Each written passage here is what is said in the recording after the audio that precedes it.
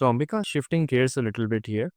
Like one theme that I can consistently see all through your career is that you have been multitasking almost pretty much all your life.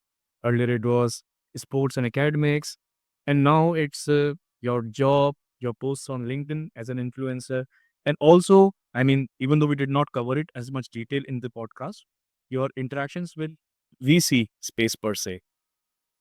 How do you do it? I mean, what we really want to know is how do you really balance pursuing your passion at the same time keeping up with your own full-time job? Right. So I think honestly, the main thing is actually it's just being very disciplined, I think. And a lot of people think it's counterintuitive. They think, hey, if you're very disciplined and you say, hey, I have to do these five, six things, it actually doesn't give you that freedom to do a lot. But I was actually watching an interview by Venus Williams, she's a very celebrated tennis player, obviously. And she, at least I echoed and resonated with a lot what she said. She's like, hey, if you have a very disciplined and structured way of doing what you need to do, it leaves you free to pursue a lot of things that you want to do after that, right? And that's at least how I approach it. I'll take like a weekly target or a monthly target. And we talked about this a little bit, right? Where I said, hey, every every month I want to take out at least 2 to 4 original posts. So that same way, I at least try to put a target and say, hey, in this month, these are my targets, at least in terms of the startups I want to speak to, or the outcomes I want, at least in my interactions with the VC world. These are the outcomes that I want, at least from my professional work. So when you have those targets at a monthly or weekly level, you're able to chase that and then work everything around it.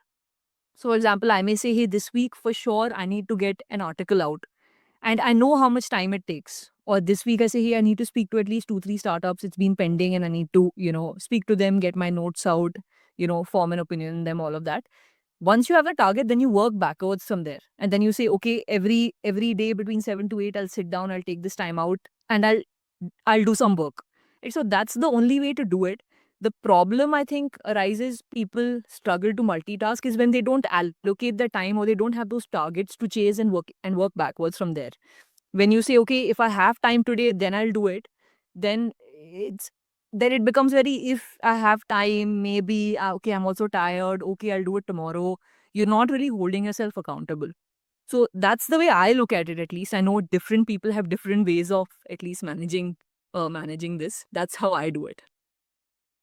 The discipline that you have, right? You think it's got to do something with you being in sports. What are some of the learnings that you took from being a sportswoman? Yeah, yeah. For sure, right? I think that discipline of saying, hey, every day you wake up, you show up, you get this stuff out of your way. This is the target that you're chasing. Every week you want to get a little bit better. Definitely, that's something 100% I've learned from sports.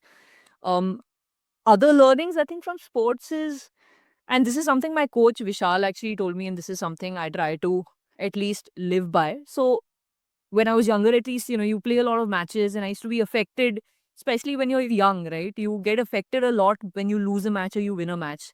At that point, a lot of your self-worth is actually tied to how you played that particular day.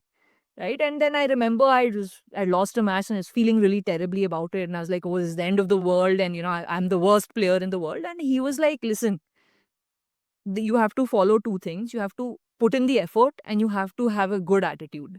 Like those are the two things. And then if you do that, if you put in effort day in and day out, if you generally have a good attitude on more days than you have a bad attitude, then things will work out the way you want them to, right? You'll see good things happen. So that's one major learning that I've at least tried to do, even in my professional life, even with my writing, anything else that I do, that if you're putting in the effort and you have a good attitude, good things will happen. So that's another thing from sports, right? And I'd say finally, I think just the ability to deal with failure. I think that's something at least a lot of people don't face that much in the corporate world. Not day in and day out. Like obviously you'll have good days and bad days, but with sports, at least I mean, so tough about it is that you're playing hundreds of matches, right? A year, and through your career, you'll play thousands. And it's not ambiguous. It's not like, hey, you go into a meeting and these were some good outcomes and these were some bad outcomes, right? It's very binary. You lost or you won. So you either failed or you succeeded in a way, right? So I think the ability to deal with that and, have a perspective on it, saying, hey, just because you lost a match or just because there's a bad outcome, it doesn't mean it's a failure.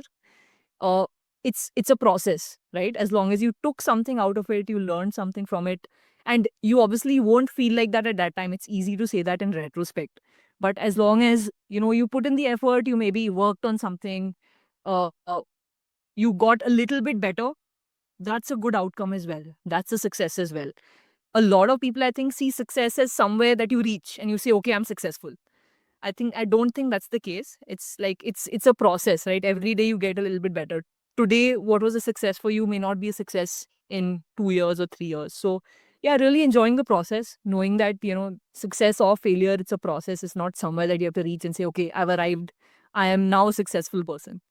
So yeah, everything I think I do today, or at least the person who I am, a lot of these things are defined by playing sports.